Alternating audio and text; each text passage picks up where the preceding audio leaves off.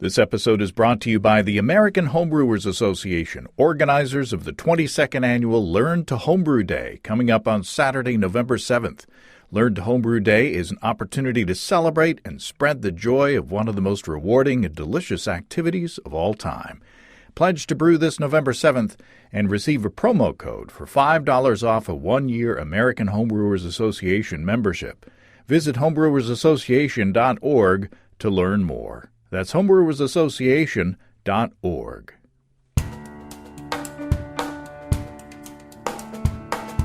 Welcome to Basic Brewing Radio for Thursday, October 22nd, 2020. I'm James Spencer. Here at Basic Brewing Radio, we're all about homebrewing. This week, Glenn Cole from Midwest Ale Works in East Moline, Illinois, introduces us to a beer designed to help farmers and communities devastated by this past summer's derecho. Glenn also talks about juggling his dual roles at a small American craft brewery and at a traditional German Reinheitsgebot-based brewery. If you go to basicbrewing.com, you can find archives of our audio and video shows, and if you go to basicbrewingshop.com, you can find our DVDs, our brewers' logbooks. And if you follow me on Twitter and Instagram at Basic Brewing, find our show page on Facebook as well. We have a cool Basic Brewing app on iTunes and Amazon.com, and we're found all over the place where fine podcasts are served up, and you found us. So there you go. If you want to support us financially, check out patreon.com/basicbrewing, and many thanks to everybody who is helping out in that way. If you go to patreon.com/basicbrewing, you can see a long list of stuff that you can access if you sign up as a supporter. Financial supporters will see an early release later this week of our Zombie Hard Seltzer video episode. You remember my talking about struggling to brew what would seem to be a simple thing, hard seltzer. After all, it's just water and sugar, right? It should be easy. Well, it might be easier for me next time I do it, now that I know what to do or what not to do. And we'll see in that episode what Steve thinks of my seltzer concoction. Hey, big congratulations to Grant Chandler and the team down at Lost 40 Brewing in Little Rock. They've been named Mid-Size Brewing Company and Mid-Size Brewing Company Brewer of the Year in the Great American Beer Festival Awards this year. And, of course, congratulations to everybody else who won recognition and medals at the GABF. But I got to brag about Lost 40, being from my home state of Arkansas. Quite an accomplishment. And their bottle-conditioned Day Drinker IPA won gold in the Brett beer category. And I know that Grant had to have a big part in brewing that. Being the funky guy that he is, again, big kudos to everybody down at Lost 40. And I need to plan a trip down to Little Rock to check out what fun stuff that they've been doing lately. I've been getting letters in from y'all for our annual disaster show. There are some good ones. I may have to add more categories to the disaster show bingo card. If you're not familiar, each year Steve Wilkes of stevesbrewshop.com and I get together to read your tales of woe from over the past year, brewing woe, brewing sessions that go wrong and turn out all right, and some that don't. I still need to get together with Steve to lock down when we're going to be recording that one, probably early December, I would guess. So get your disaster show letter into james@basicbrewing.com before you forget. Always a fun time. One beer that didn't turn out disastrous is my attempt at a Dampf beer. This was a beer inspired by my conversation with Adam Ross at Twin Span Brewing. It is a barley beer brewed with Hefeweizen yeast. And Adam used, Pilsner malt, but I used Munich malt, mostly 10 Lovibond, but I used a little bit of 20 as well. And at first I didn't think I was getting a lot of banana and clove character that I wanted. But as the beer is conditioning in the keg, and kind of the yeast is falling out, and as the proteins fall out, those flavors are coming through more. And it's not like dark banana bread. It's more balanced, very drinkable, and I can't wait to share it with Steve on Basic Brewing Video. I brewed that Dampf beer with G01 Stefan from our friends and sponsors at Imperial Organic Yeast. You know we love Imperial with a pitch rate of 200 billion cells in each easy-to-open package. My stir plate is dusty because I don't make starters anymore for moderate gravity 5-gallon batches. And if you want to use Stefan for a traditional Hefeweizen, that would be delicious. And we have a recipe for you to try. Go to basicbrewing.com/recipes, and you can see our small but growing recipe site. And on there, Gary's Hefeweizen is a recipe from Gary Batliner, who is responsible for growing the yeast at Imperial. So he knows what he's doing. Gary's Hefeweizen uses red wheat, Pilsner malt, and a little rye. Gary says the rye plays nicely with the clove notes from the Imperial Stefan. And on basicbrewing.com/recipes, you can also find Steve Wilkes' recipe for a nice, simple cider using A40GF Bubbles from Imperial. Bubbles is a gluten-free seasonal strain designed for very clean fruit and mead fermentations. And I've got a pack that I'm planning to use with a local honey mead. Ask your local homebrew shop about Imperial organic yeast and go to imperialyeast.com for all the latest. That's imperialyeast.com. On the food fermentation front, I'm trying something new, at least new to me. It's very exciting. I was watching a video on the Bon Appetit YouTube channel, and Brad, who does the It's Alive show, where he ferments a bunch of different things, Brad fermented a ginger and garlic paste in a sealed, vacuum-sealed bag, which I hadn't seen that before. I hadn't seen anybody use a vacuum-sealed bag for food fermentation. I'm used to just, using the jars and weights and all that stuff to keep the food away from the oxygen. So I looked it up, and it's a thing. Other people using vacuum-sealed bags to, ferment fruit and peppers for hot sauce. So Brad also did a kimchi, sort of, with Brussels sprouts, but he did that in a jar. So I wondered what would happen if I did something like that kimchi recipe with the Brussels sprouts in a vacuum-sealed bag.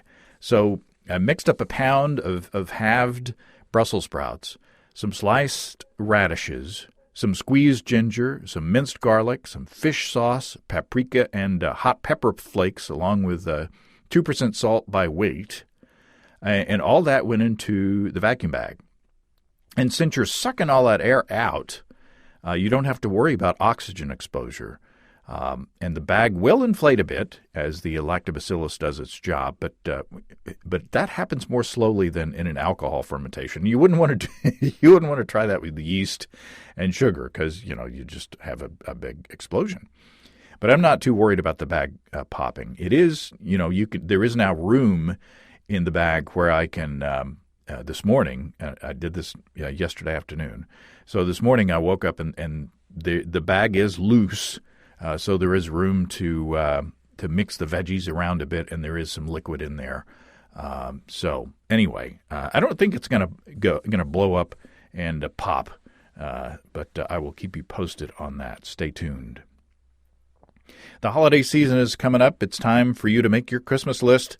Why not ask Santa for a new electric brewing system from our friends and sponsors Desiree and Dave from High Gravity in Tulsa? Now, I know a lot of folks aren't in a place to afford new gear right now. It's a challenging time for a lot of folks. But if you are in a place where you can treat yourself and support a family-owned business, go to highgravitybrew.com and check out what they've got. Desiree and Dave have been making and selling electric systems for over a decade, and they use their Warthog electric controllers and systems in their Pippin's tap room. So you know that they're tested well in a professional environment. At highgravitybrew.com, you can see a wide variety of controllers and turnkey systems to take the pain out of propane. You can also find other electric gear from other manufacturers, too, from 5 gallons to 2 barrels. highgravitybrew.com has you covered. And if you use the code EBC75BB, EBC75BB, you can save $75 off your electric gear purchase. Check it all out at family-owned and operated highgravitybrew.com. That's highgravitybrew.com. Okay, Adam Ross from Twin Span Brewing sent me a note letting me know about Glenn Cole's efforts to design a beer to help the victims of an incredible storm that swept across our country this past summer, and you might not have heard about it. Well, Glenn Cole, welcome to Basic Brewing Radio. Hey, thanks for having me. Now, you were the brand ambassador for Midwest Ale Works, but as we were talking just before I hit the record button, that is really a simplification of your duties. What do you do there at Midwest? Oh, I wear a lot of hats. So I brew all of their beer. Very rarely do I brew any of my recipes, but I brew all of their product. I'm also the marketing director. I handle all of their social media. I do send out all of the press releases for everything. I do all of the in-house promotions and events. So I book all of the events and things that we do with the community, with charities and other local businesses and collaborations. I do a lot of things. Pretty much only thing I don't do is manage the tap room.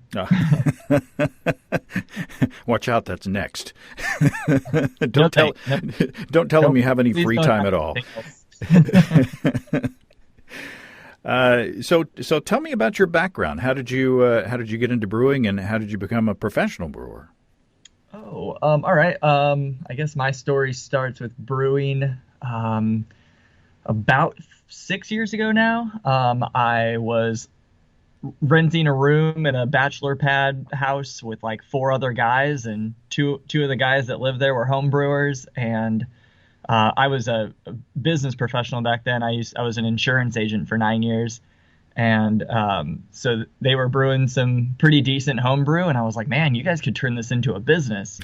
So I actually was more interested in doing the business side of things and opening a brewery, and I started booking them all kinds of tasting events, networking events, and festivals and things, and they couldn't keep up with the homebrew production to do all of these samplings. So I ended up having to start brewing out of necessity of just doing the business side of things, the promoting side of things.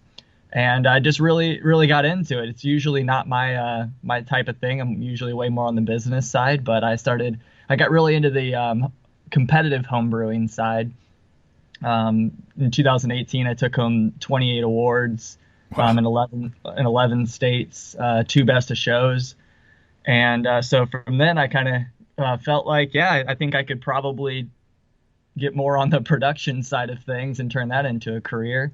I got picked up by Hofbrauhaus in St. Louis.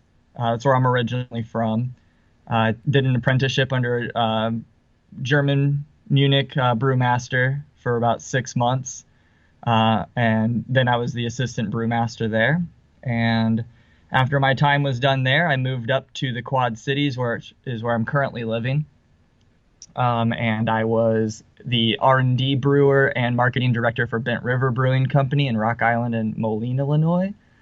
From then, I got picked up by Geneseo Brewing in Geneseo, Illinois, as their head brewer.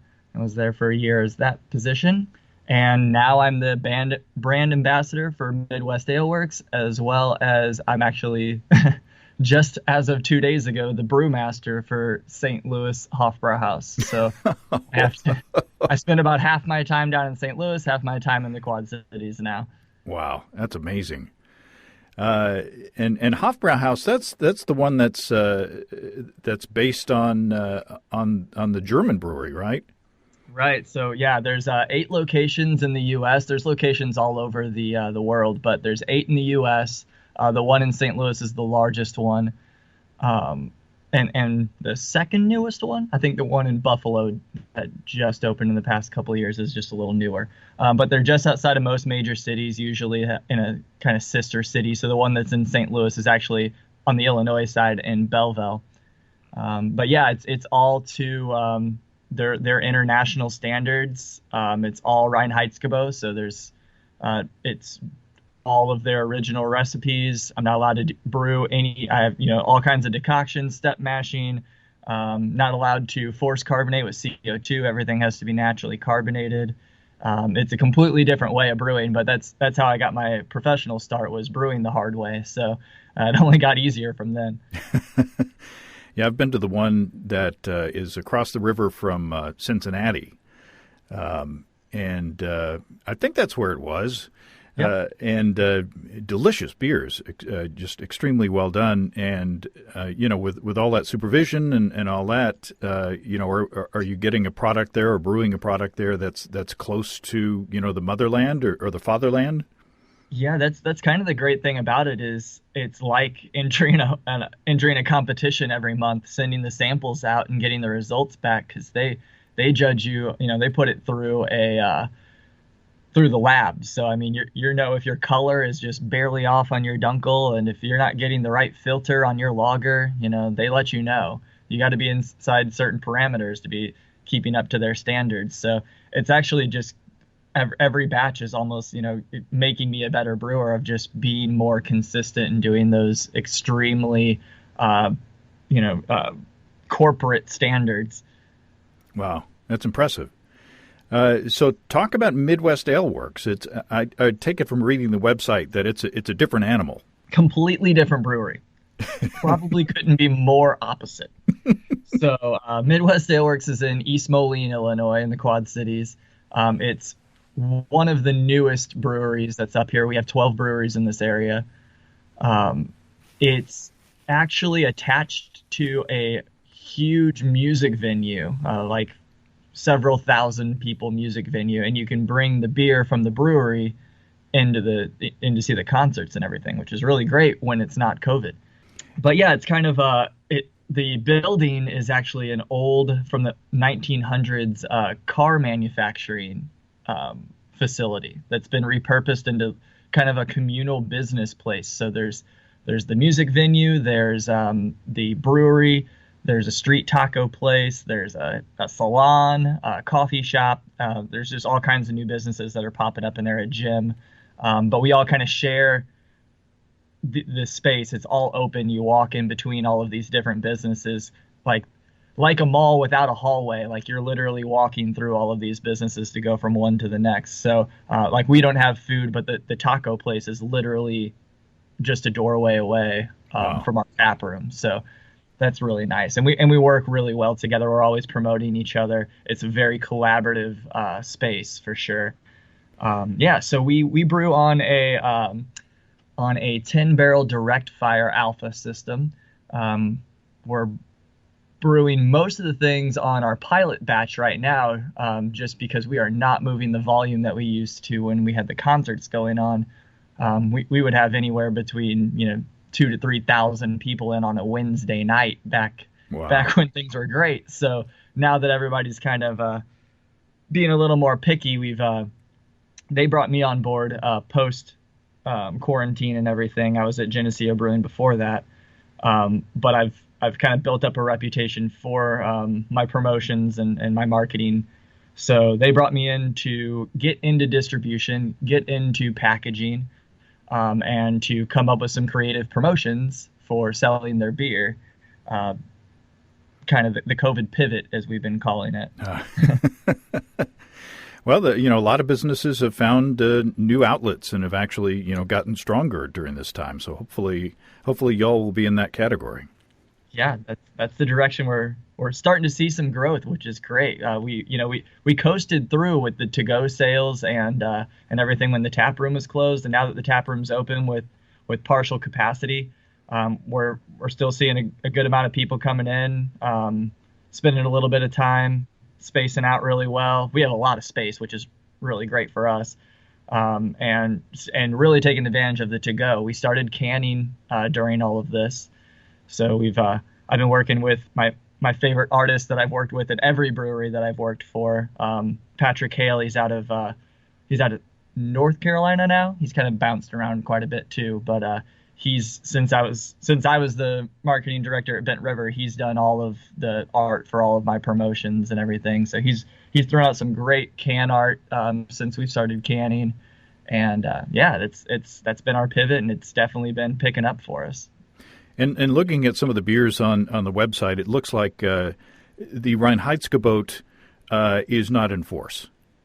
It is not enforced. No, we do quite a bit of traditional styles, surprisingly. Probably more than a lot of the breweries in our area. Um, but we also balance that out with some really out there beers as well. We've done pickle beers, we've done all kinds of pastry stouts, hazy IPAs. We just did a collaboration with a local beer shop and did a strawberry rhubarb triple IPA and Whoa. things. So we definitely do not hesitate to use weird ingredients. We had a prickly pear and watermelon wheat over the summer that was extremely popular for us. Yeah, and we do as many of the collaborations as possible. We've done Black is Beautiful all together, all of those. So we've we kind of just do whatever feels right on a given day. So tell me about how it sounds like if you're working with pickles and strawberry and rhubarb, and it sounds like you're working with fruits and vegetables a lot. What are your strategies? Remember, you're talking to homebrewers here, so don't worry about getting too technical.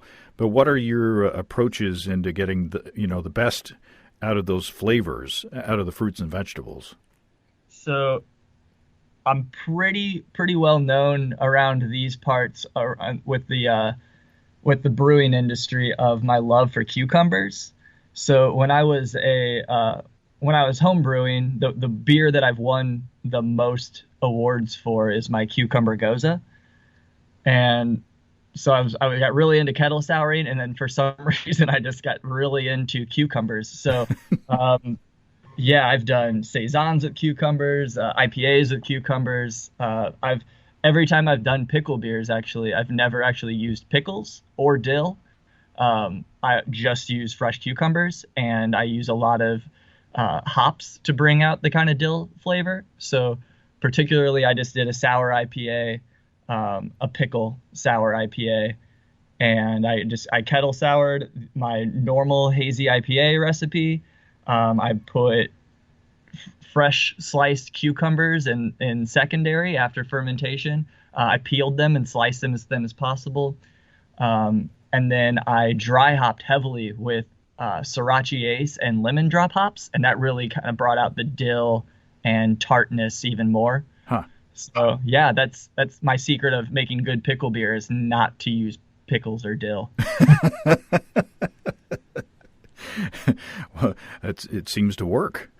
Well, that's cool. You mentioned Black is Beautiful, which is it's just a beer designed for raising money and raising awareness for a cause, and that's why I'm talking to you today. Adam Ross over at Twinspan sent me an email and said that y'all are working on a project called Midwest Legend that you're hoping to get the word about and hoping to get other people brewing as well.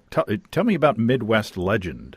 Excellent. So this was a really huge whirlwind in my career. Around this time last year, when I was the head brewer at Geneseo Brewing, there is a young man from Iowa, went to Iowa State. His name's Carson King, and he held up a sign asking for to replenish his Busch Light supply, and had his Venmo number or name on there, and it got picked up on ESPN, and it just blew up. People started giving him money, and I think he said within like 3 hours, he had $600, and he was like, well, this is way more than I could deal with for beer money.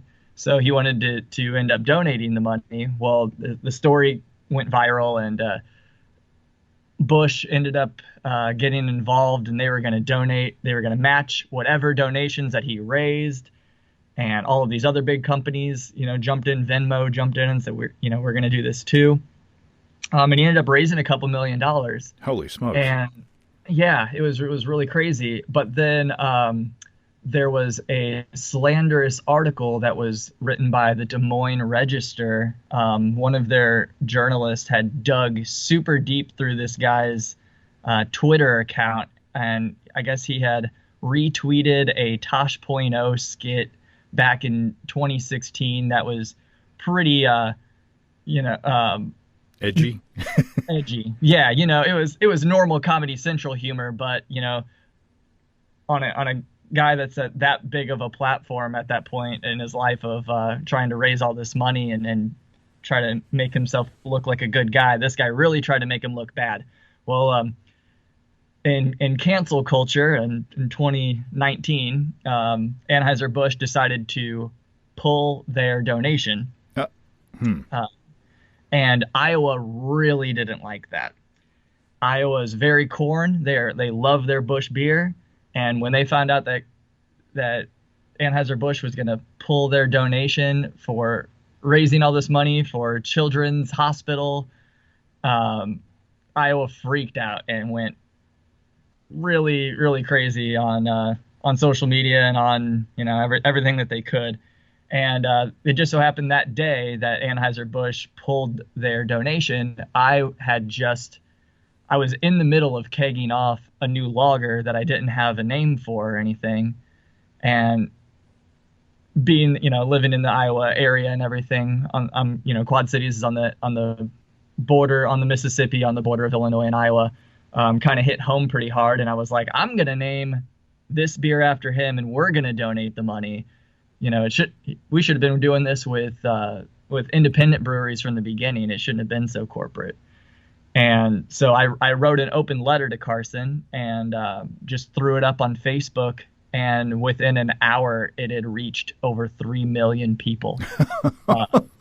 It's the most viral post that I've ever been a part of. And yeah, within a couple of hours, he contacted me. Enough people to him and spread it around that. Yeah, he contacted me and I told him, hey, I got this beer. I'm going to name it Iowa Legend after you. And we're going to donate all of the proceeds from it. And, we just want to help. We just want to let you know that, we got your back. This isn't something to be cancel cultured over or anything like that. And it was great. We ended up, it was only a 5-barrel batch and we completely blew through it in 2 days. Wow. And that we would have ran out in 1 day, but we ran out of cans. I ended up having to, and the brewing community is, wonderful. And we had people donated labels to us. The artist was able to get us a label art in like 2 hours. And then somebody was able to get labels printed overnight and send them to us. And when we ran out of cans, we were able to borrow cans from another brewery. So it was just an awesome thing to be a part of. And so this year rolls around and we just had a huge storm that pretty much wiped out Iowa. Derecho. I'm not sure how much press coverage and everything that got out of Iowa. It doesn't seem like much because they didn't get any federal help with it, but it took out over 50% of the Iowa corn. So, most farmers who are already hurting are wiped out. Over 300 buildings were knocked down. It was a land hurricane. It was crazy, and it was a scar so big you could see it from space, and just the entire state of Iowa. And then it also crossed over and did a lot of damage in Illinois, and there was even a fatality from it in Indiana. Wow. That far. So it was the craziest storm, did a ton of damage. The Quad Cities got hit really hard. We had a lot of damage here, but mostly Iowa. And it just, small businesses and farmers that were already hurt so much just from other 2020 stuff were just wiped out and not getting any federal help. So Carson actually reached out to me and said, hey, I want to do another beer and help these farmers and help these small businesses and, come up with an idea. And let's do it. And just so happened at that point, I was now at Midwest Ale Works. We're just starting to distribute. We're just starting to package. I got a much bigger brewing system, much more capacity. I'm like, yes, I'm in a good brewery to do this. And now much bigger brewery, and we can do so much more help and everything. And we started brainstorming what we were going to do. And big thing is we can't distribute in Iowa yet. So I was like, man, that doesn't really, I don't want to brew a beer in Illinois and just distribute it in Illinois to help out mostly Iowa. So I was like, we just did Black is Beautiful. We did All Together. At the other breweries I was at, we did Resilience. I've done every one of these open source collaborations that I've come across. So I was like, we haven't done one in the Midwest. We need I've done enough of these. I've got enough of been a part of enough of them to where I feel like I could put one together and get it out there. So we decided with Midwest Legend, so that it wasn't an Iowa Legend again, since I used that at a different brewery. And we're Midwest Ale Works, so it kind of tied it all together. Mm-hmm. And we decided to do a pretty simple recipe. It's a blonde ale, and every brewery is encouraged to put their own spin on it. As far as I know, no brewery has used the recipe that I sent out. I'm pretty sure everyone has put huge twists on it, which is great. It's pretty wonderful, because the recipe that I actually put together, I actually worked with suppliers, ingredient suppliers, who would give a discount to make it as cheap as possible for these breweries, because so many breweries were already struggling. So I worked with Sugar Creek Malt. They're an independent malting company out of just around the Indianapolis area. I want to say just a little bit north of Indianapolis. I've worked with them several times in the past on other projects. So they put out a big discount on if you wanted to use their malt. Omega Yeast, I have a really good relationship with a couple of guys there. And I'm a huge Kvike fan. I use Kvike any chance that I can. I love it. When I was at Geneseo Brewing, I switched all of their yeast to Kvike and doubled production in a year, just from changing yeast. So I work with, and I participated in Kvike Fest in Chicago and things, and working with Omega. And so Omega has a new clean yeast strain called Lutra out. And so that is discounted at a heavy discount for breweries that are going to be participating in this collaboration. And who else? And then hops. Michigan Hop Alliance is like my go-to for hops, and they donated, they extremely discounted bittering hops for use in this recipe too. So I made a recipe based around who was going to give us discounted ingredients, but so far everybody has kind of completely done their own take on it. So Twin Span Brewing, like you were saying, Adam Ross, head brewer over there in Bettendorf, Iowa, they're doing, he used all Iowa ingredients, which is perfect for this promotion, because that's exactly what we're trying to do, is help farmers in Iowa. Mm-hmm. So he used all Iowa grown hops, all Iowa grown malt. We actually got Carson King to be there for that brew. He got to be brewer for a day. We pretty much just made him mash out and clean up, so you can put that on his resume. But Geneseo Brewing, they did it too. They did a pumpkin spice version. Vera's Brew Pub down in Keokuk, Iowa, I know they did used all British malt and British yeast to make kind of a British golden version of it. I know another brewery, and I can't think of the name, has pawpaw fruit that's grown in their area, and somebody donated a whole bunch of pawpaw fruit. So they did a pawpaw version. I have used pawpaw in like one test batch once, and it gave off very banana. So I'll be really interested to try that one. We're trying to get all the breweries that are participating too to kind of, if they can't come in and share some all together at the end, then to mail us in a sampler or something so that we can taste all the different versions. Right now, I think we're up to 12 breweries, and it's almost an even split between Iowa and Illinois, except for we have one brewery from Virginia that's registered.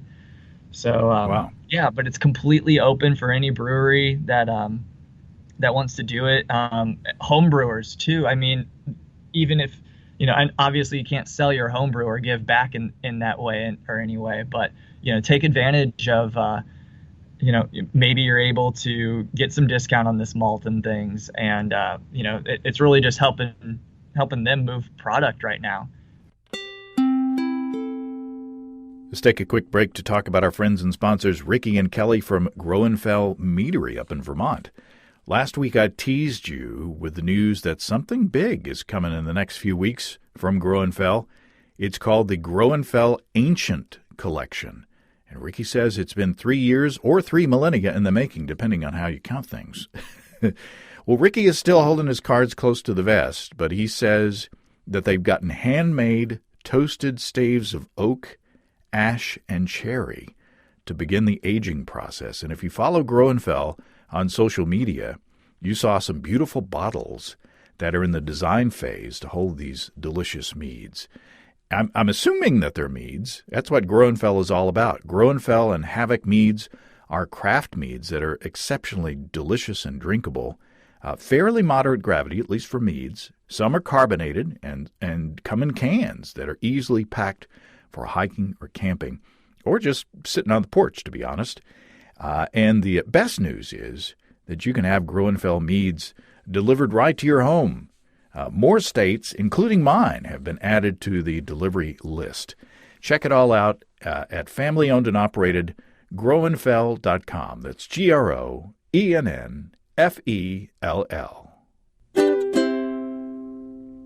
Let's talk about your recipe. 76.1% two-row pale malt, 16.4% Vienna, 7.5% flaked corn, and then 20 IBUs of Bravo at a first wort hopping, and then the Lutra Kveik yeast from Omega Yeast.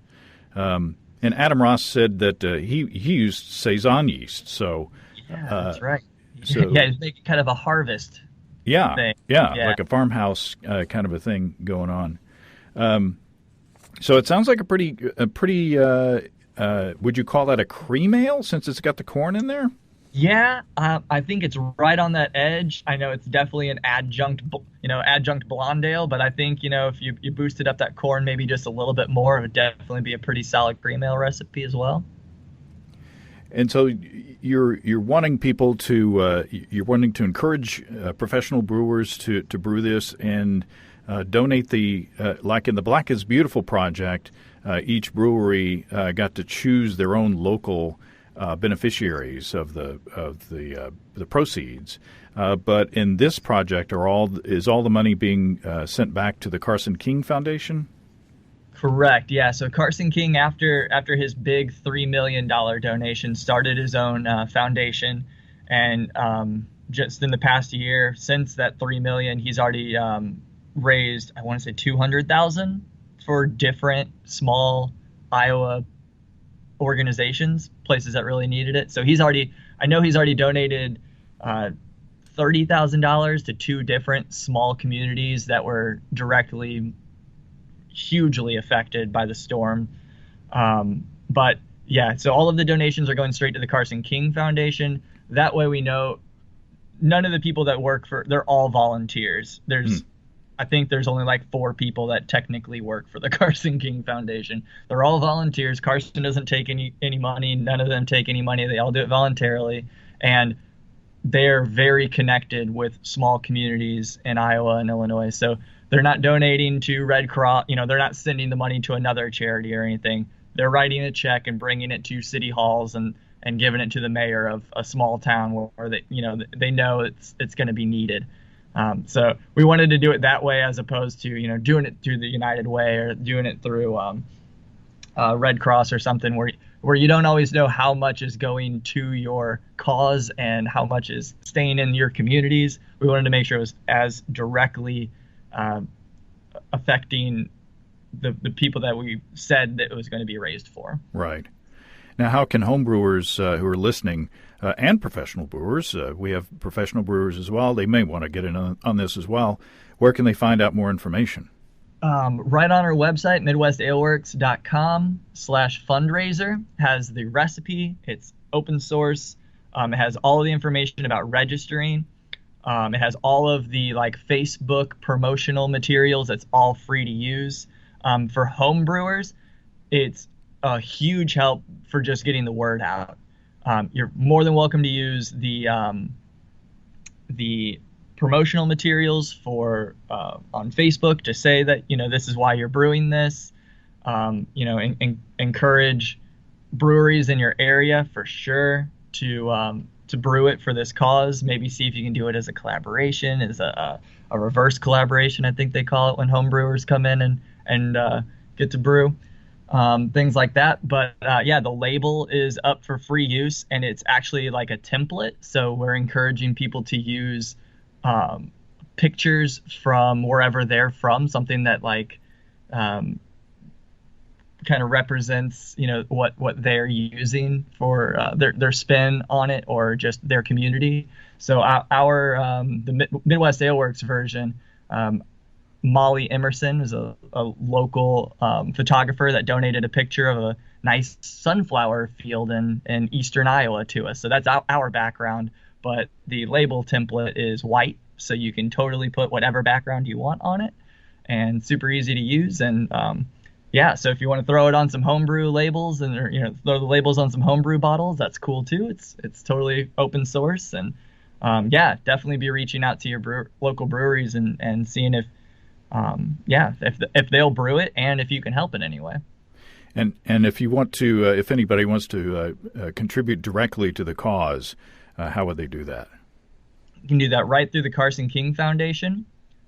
Just shoot them, Google, or definitely on Facebook. All the information's on there. They have a donation link. They have an online store for different T-shirts and stuff. That's all proceeds go to Carson King Foundation. So, if you're trying to donate directly, it's all Midwest Ale Works is not taking any money from this at all. It's going straight to the Carson King Foundation.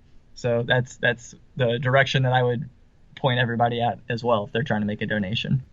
Well, excellent. And we may not have heard about the storm. I mean, I did, and I saw some YouTube clips of the thing coming through and knocking trees down, and people had the security cameras up and all this, and it's incredible. It was basically an inland hurricane, like you said. So it's just amazing the amount of damage that was done. And in a normal news year, right, I think it would have made a bigger splash. But there's some other things going on. Can't think of what they are at the time, but yeah. And this is just another great way of supporting your local brewery. I know I mentioned Vera's Brew Pub. That make the British kind of spin on theirs. I actually just found out about a week ago, right after I went and did the brew with them, that they are closing their tap room. Oh. So they just couldn't survive 2020. They're still brewing for the time being, but I talked to the head brewer a couple days ago just to kind of check in with them, and he said, "Yeah, we're still brewing, but he's just waiting for the day that they say, okay, this is the last brew." So we should definitely be supporting our local breweries, and it's that's just another great callback of breweries is of these independent breweries is a lot of breweries that are participating in this, they don't know their future right now. They're a small business just like the other small businesses we plan on helping out with this. So a lot of breweries will do these donations to help their community, even when faced with uncertainty of how long their business can handle going through the shutdowns that are happening. So when you go to the brewery that's participating in this and pick up your Midwest Legend beer, pick up an equal or greater amount of other beers as well. Exactly. This is just a great excuse to get you in the door and then keep buying beer from them. Directly from them. Hear, hear. Yeah, it's important. We can joke and laugh around a bit, but a lot of people are in tough situations in all kinds of different businesses. So it's important that we look out for each other. And I appreciate your and the Carson King Foundation looking out for the farmers, because without farmers we don't have beer. Extremely true. It couldn't be more true. Well, I appreciate your time. I appreciate it, and good luck with the project, Glenn. All right, yeah, thanks. I appreciate it too. Well, thanks again to Glenn. Go to MidwestAleWorks.com/fundraiser to learn more, and look up some videos about that derecho on the YouTubes and such. It's an incredible storm. In the meantime, if you have brewing questions, show suggestions, or just want to say howdy, or send in your disaster show story, write to james@basicbrewing.com, or just fill out the contact form on basicbrewing.com. And please don't forget to tell us where you're from. Check out our mobile-friendly shop at basicbrewingshop.com. Thanks to everybody supporting us through our Patreon page. Special goodies coming your way. Check that out at patreon.com/basicbrewing. So until next time, until then, thanks for listening, everybody. I'm James Spencer. Production help for Basic Brewing Radio and our website is provided by Kelly Dodson. Basic Brewing Radio is a production of Active Voicing. We'll talk to you next time, everybody. In the meantime, stay well and stay tuned. So long.